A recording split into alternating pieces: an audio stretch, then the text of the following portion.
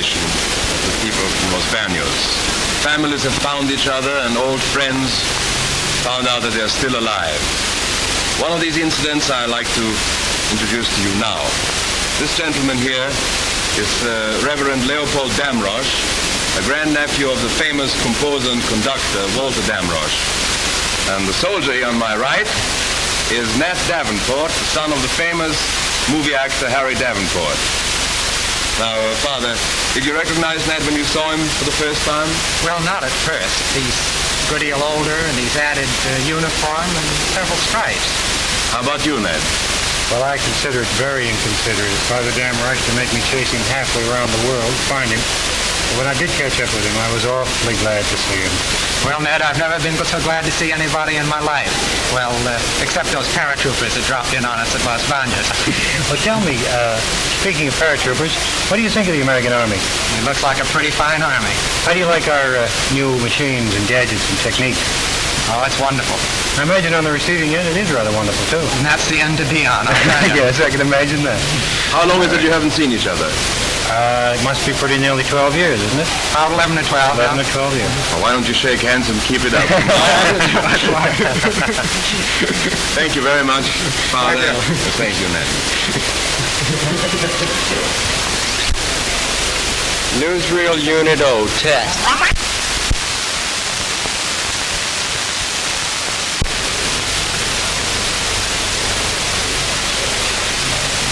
Next, I want to introduce a fellow, an ex-soldier from Mississippi, Jesse Tribble. Jesse, when did you get discharged from the Army? October 1st, 1941. Oh, I see. How long were you interned in Santa Thomas and Los Banos? From January 4th of 1942 until February 23rd, 45. Oh, I see.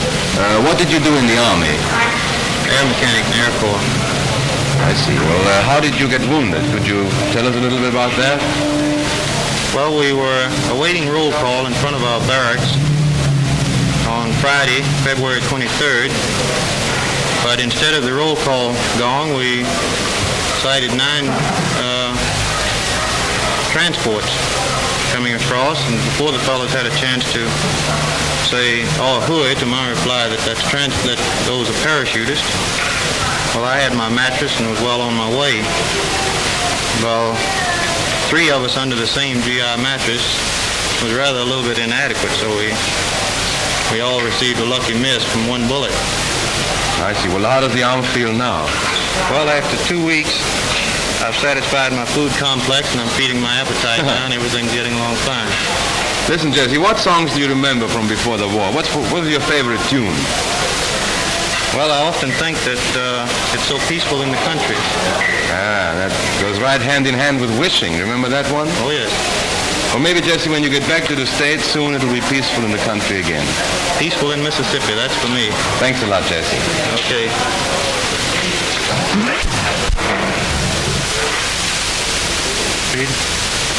As everything else at Los Banos, the religious angle has been amazingly confused by the Japanese.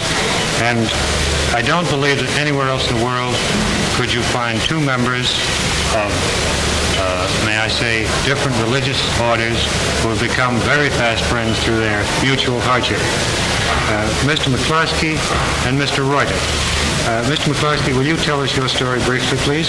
Well, I'm one of the 7 surviving Christian brothers, the others being massacred February the 12th of this year by the Japanese in the confines of the De La Salle College Chapel. This was the most disheartening part of news which I've heard for the past 3 years. During my internmentship at the 3 different camps, Santa Tomas, Baguio, and Los Banos, I have worked as a male nurse, invariably helping the other internees as far as possible. It is through this working as an internee that I have met Father Reuter and have become very attached to him through mutual affection and mutual love of music. He is one of the outstanding musicians of the Los Banos camp. Thank you, Mr. Reuter, will you tell us your story?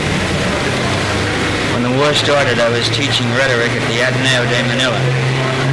The schools broke down as soon as war was declared. For the first 2 years, I did theology in the Ateneo and out of it when the Japanese took the buildings. At Los Banos, we stopped theology and worked. I was on the wood crew, more or less stevedore work. Well, tell me, Mr. Reuter, do you expect to continue your studies? I expect to continue them, and I will, either in the Philippines or home.